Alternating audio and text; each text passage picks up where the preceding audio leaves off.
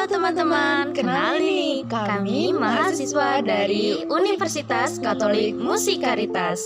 Video ini kami persembahkan untuk tugas akhir mata kuliah Perpajakan 1, kelas PPJK 3, kelompok 3. Sebelum masuk ke materi, kenalin nih anggota kelompok kami. Yang pertama ada... Hai, perkenalkan, nama saya Muflika Yulian Septiani dengan nomor induk mahasiswa 2121073. Dan saya, Veronica Pitarus Tejo dengan nomor induk mahasiswa 2121047. Baiklah, kami akan mempresentasikan tentang pajak penghasilan umum. Hah? Pajak penghasilan umum? Gimana? Iya, pajak penghasilan umum atau yang disebut dengan PPH adalah pajak yang dikenakan terhadap subjek pajak atau penghasilan yang diterima atau diperolehnya dalam suatu tahun pajak. Agar lebih jelas, mari kita simak video berikut ini. Baiklah, yang pertama kita akan membahas tentang peraturan perundang-undangan perpajakan. Undang-undang yang mengatur tentang perpajakan pernah diubah beberapa kali. Yang pertama adalah Undang-Undang Nomor 7 Tahun 1983 dan yang terakhir adalah Undang-Undang Nomor 36 Tahun 2008. Tujuan dan arah penyempurnaan Undang-Undang Pajak Penghasilan adalah yang pertama, lebih meningkatkan keadilan pengenaan pajak, yang kedua, lebih memberikan kemudahan kepada wajib pajak, dan yang ketiga, lebih memberikan kesederhanaan administrasi perpajakan, yang keempat, lebih memberikan kepastian hukum, konsistensi, dan transparansi, dan yang terakhir, lebih menunjang kebijakan pemerintah dalam rangka meningkatkan daya saing dalam menarik investasi langsung di Indonesia, baik penanaman modal asing maupun penanaman modal dalam negeri di bidang-bidang usaha tertentu.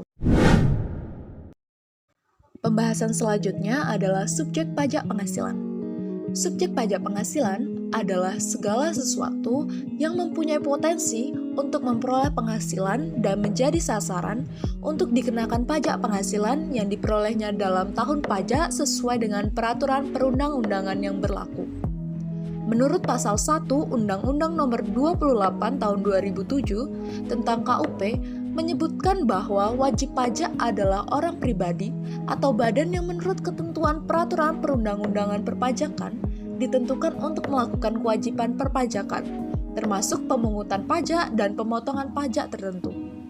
Berdasarkan pasal 2 ayat 1 Undang-Undang Nomor 36 Tahun 2008, subjek pajak dikelompokkan sebagai berikut.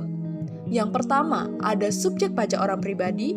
Yang kedua, subjek pajak warisan yang belum terbagi sebagai satu kesatuan menggantikan yang berhak.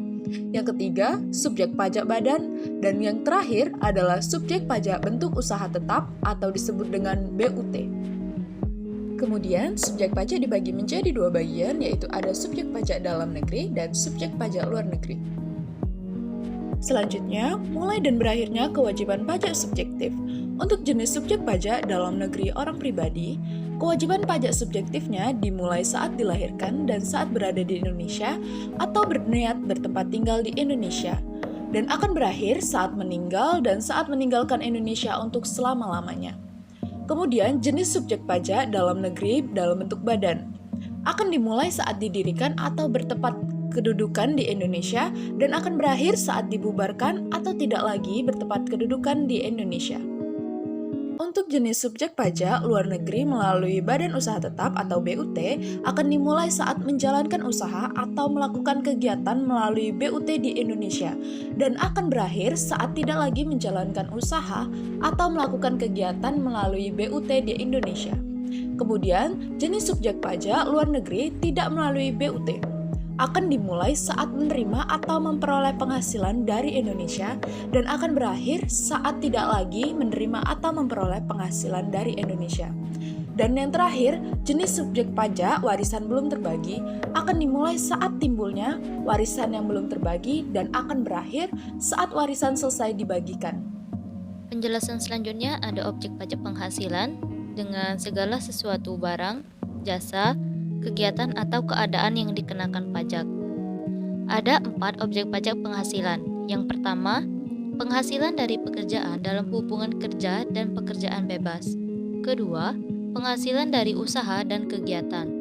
Ketiga, penghasilan dari modal yang berupa aset gerak ataupun aset tak gerak. Dan terakhir, penghasilan lain-lain seperti pembebasan utang dan hadiah. Penjelasan selanjutnya, ada penghasilan yang PPh-nya bersifat final, yang dimana menurut pasal 4 ayat 2 Undang-Undang PPh, penghasilan berikut ini termasuk penghasilan yang dikenakan PPh bersifat final. Yang pertama, penghasilan berupa bunga deposito dan tabungan lainnya, bunga obligasi, dan surat utang negara, dan juga bunga simpanan yang dibayarkan oleh koperasi kepada anggota koperasi orang pribadi. Yang kedua, penghasilan berupa hadiah undian.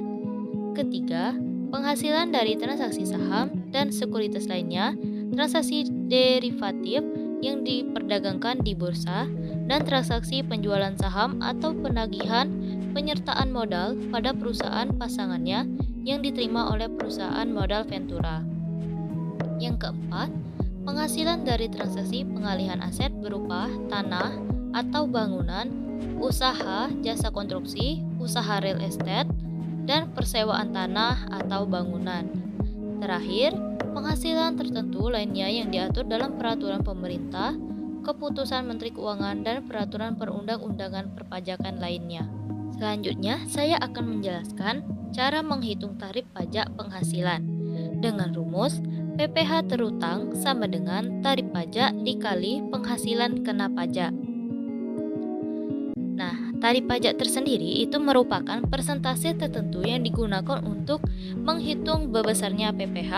Tarif PPh yang berlaku di Indonesia dikelompokkan menjadi dua, yaitu tarif umum dan tarif khusus. Kemudian, penghasilan kena pajak.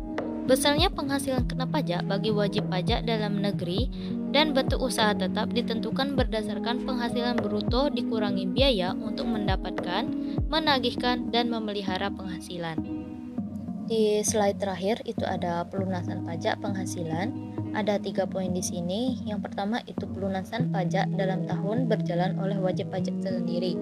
Yang kedua, pelunasan pajak dalam tahun berjalan melalui pihak lain. Dan yang terakhir, pelunasan pajak saat sesudah akhir tahun pajak. Nah, begitu teman-teman penjelasan dari kelompok kami tentang pajak penghasilan umum. Jangan lupa like, komen, dan share video kami. Terima kasih sudah menonton.